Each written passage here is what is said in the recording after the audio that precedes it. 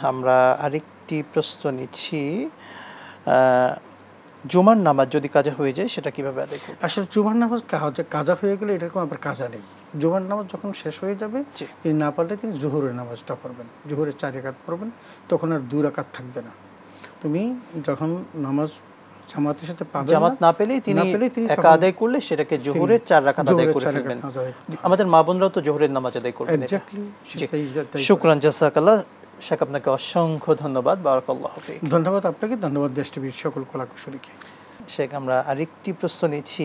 আমাদের আরেকজন দর্শক প্রশ্ন রেখেছেন অনলাইনে। ব্যাংকে সঞ্চয়পত্র রেখে সেই লভ্যাংশ যেটা ব্যাংক কর্তৃপক্ষ দিয়ে থাকে সেটা খাওয়া জায়েজ হবে কিনা? আসলে এই বিষয়ে আমাদের যে মতগুলো আছে, ইসলামিক স্কলারগণ যে মতটা দিয়ে থাকেন সেটা হলো, আমাদের এই ব্যাংকিং সিস্টেমের মধ্যে দুটো ধারা আছে। একটা হলো কনভেনশনাল ব্যাংকিং আর একটা হলো ইসলামিক ব্যাংকিং।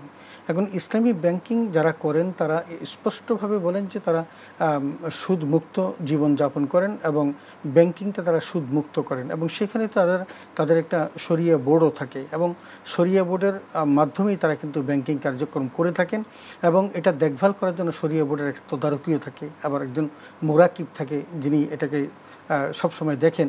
তো এই সকল কিছু বিধিবিধান যেহেতু শরিয়া বোর্ডে আছে এবং ইসলামী ব্যাংকিং আছে, তিনি যদি সেই সমস্ত ব্যাংকের সাথে সংশ্লিষ্ট থেকে তার এই ইনকামটা করেন তাহলে এটা কোনো নাজায়েজ হওয়ার প্রশ্ন নেই। ইসলামিক উইন্ডো যেখানে আছে সেখানে যদি লেনদেন করি সেটা আমার জন্য বৈধ হবে। যদি সেটা ইসলামিক উইন্ডো না থাকে তাহলে সেটা আমার জন্য অবৈধ এবং সুদ হবে স্পষ্টভাবে।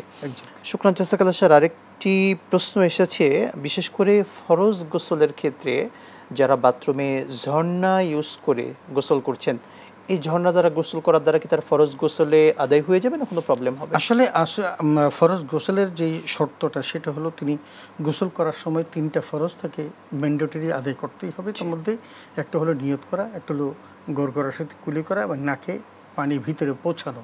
এই 3টা ফরজিয়াতের মধ্য দিয়ে তিনি উজু করবেন। উজুর মধ্যে আবার 4টা ফরজ আছে। এগুলো করে সে যখন আর সর্বপ্রথম তিনি যেটা করবেন সেটা হলো যে জায়গাতে তার এই নাপাকি লেগে আছে সেটাকে পরিষ্কার করবেন। এরপর যদি তিনি গোসল করেন, সেটা যদি ঝর্ণা হোক আর যে কোনো প্রক্রিয়ায় হোক, সারা শরীরের মধ্যে তার পানিটা পৌঁছলেই কিন্তু তার পবিত্রতা হয়ে যাবে। কথা আমরা বলতে পারি, প্রথমত নাপাকগুলোকে দূর করবেন শরীর থেকে, সেকেন্ড হচ্ছে অজু করে নেবেন, এরপরে তিনি ঝর্ণা হোক কিংবা বালতি থেকে হোক বা পুকুরে হোক, যেভাবে হোক তিনি গোসল করে ফেলবেন স্বাভাবিক, এবং পুরো শরীরের মধ্যে পানিটা পৌঁছাতে হবে। যে পুরো শরীরে যেন পানি পৌঁছায় এটা নিশ্চিত করতে হবে। শুকরান, জাযাকাল্লাহ।